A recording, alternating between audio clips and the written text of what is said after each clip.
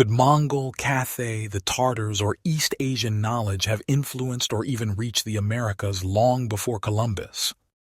Continuing on the theory that the Spanish gained their knowledge of the Americas from the Moors. But where did the Moors get their information from? Had they already set up colonies in the Americas, or did they get their knowledge from the Mongols or China? The Moors may have received advanced geographical, astronomical, and mathematical knowledge not just from ancient African and Arab sources, but from the East, Mongol Cathay, and the Chinese sphere. Welcome back to In Search of Tontonteac. This episode we will call The Echoes of the Khan. Fusang appears in ancient Chinese texts, like the Book of Liang, which was written in the 7th century, which describes a land far east of China. It is described as being 20,000 li, or roughly 10,000 kilometers east of China.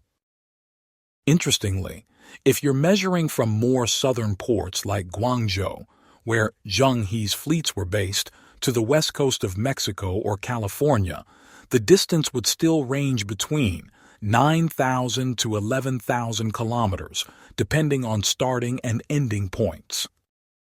The story tells of a Chinese Buddhist monk, Hui Shen, who supposedly traveled to Fusang around 500 AD. Fusang is described as fertile, with a hierarchical society, trees used for writing, and horses and deer, a mix of real and mythical. In a previous episode, I discussed that Marco Polo and how there is a map that some say he is associated with. The Mongols began around 1200 AD. Genghis Khan united the Mongol tribes and the conquest began. In 1227, Genghis Khan died, with a vast empire covering Mongolia, parts of China, Persia, Central Asia, and Eastern Europe. The empire was broken into several sections. The Mongols crushed the Jin dynasty in northern China from 1211 to 1234 AD. In 1260, after a brief civil war, Kublai Khan becomes the great Khan of the Mongol Empire. If Genghis Khan was the Khan of all Khans, then Kublai Khan was the glue that held it all together. But before Marco Polo made his journey, his father Nicolò and uncle Maffeo traveled from Venice to the Mongol Empire in the late 1260. They didn't just pass through, they spent several years in the Mongol Empire. Kublai Khan, the grandson of Genghis Khan and the most powerful man in the world at the time, and asked them to return to Europe to bring 100 educated men and holy oil from Jerusalem. He was curious about Christianity and tech. They returned to Venice around 1269, and that's when Marco Polo was about 15 years old. In 1271, the three Polos, Niccolò, Maffeo, and Marco, left Venice together to return to Kublai Khan. They took the overland Silk Road and arrived in China around 1275. Marco Polo stayed in the Mongol Empire for about 17 years. Kublai Khan made him an official of the court, sending him on missions across Asia. Kublai Khan defeated the Song dynasty and unified all of China under Mongol rule. Here is the map that was suspected to be made by Marco Polo. Not only does it show the Asian coastline, but it also shows the North American coastline. If this was truly from 1200s, then this would be one of the first known reference to America. The only other reference was from the Vikings, which was said to be around 1100s. Another Asian map that is shrouded in mystery is the Zheng He 1418 map. This map is a little interesting because of the anomaly of California as being depicted as an island. The map was discovered by Liu Gang, a Chinese lawyer, in 2001. Its origins are widely debated, but it is believed to be years before Columbus. Zheng He was a famous Chinese admiral and explorer. Could have Zheng He have known or even been in contact with the Fusang colony? Well, after his 1433 voyage, Ming records were supposedly burned under the new emperor who banned further exploration. So, info could may be missing. The 1602 Ricci map, or the Kunyu Wangguo Quantu map, was created by a Jesuit named Matteo Ricci, who had access to European and Chinese sources. This map is a world map, and unfortunately for us, there is no translation as of yet of the American side of the map. Someone on Reddit has already translated the opposite side of the globe. This map has a series of writings what I believe to be pre-Mandarin language along the Colorado River, Gila River, near the Great Salt Lake. I am still scouring the net for a way to translate this map.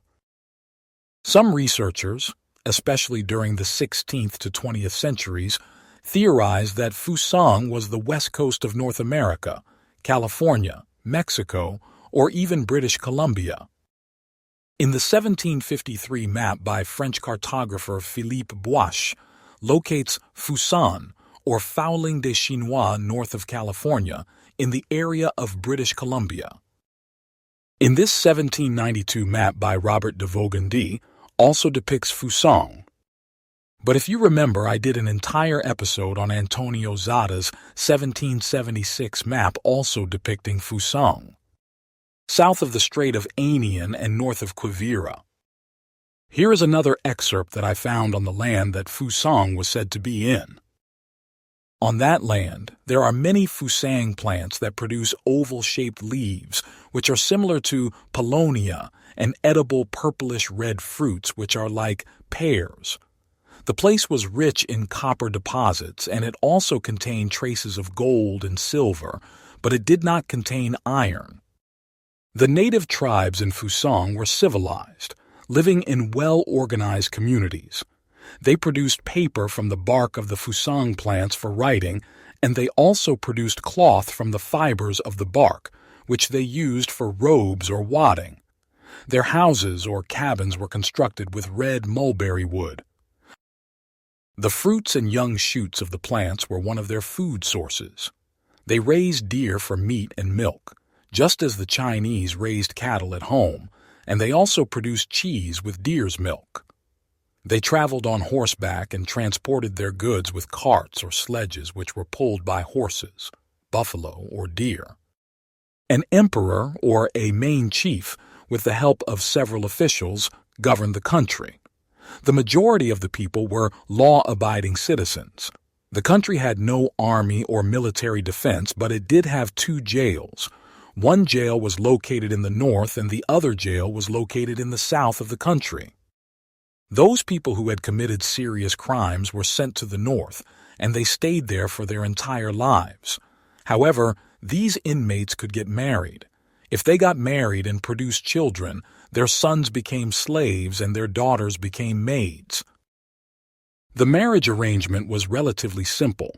If a boy wanted to marry a girl, he had to build a cabin next to the home of the girl and stay in it for a year. If the girl liked him, they would get married.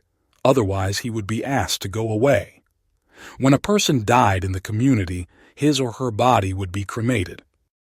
The mourning period varied from 7 days for a dead parent to 5 days for a dead grandparent and 3 days for a dead brother or sister. During their mourning periods, the people were not supposed to consume food. They could only drink water. They had no Buddhism. In former times, the people of Fusang knew nothing of the Buddhist religion, but in the 2nd year of Da Ming of the Liu Song dynasty in 485 AD, 5 monks who were from the Qiping or Kabul region of Gandhara traveled to that country by ship. They propagated the Buddhist doctrine, circulated scriptures and drawings, and advised the people to relinquish their worldly attachments. As a result, the customs of the people of Fusang changed.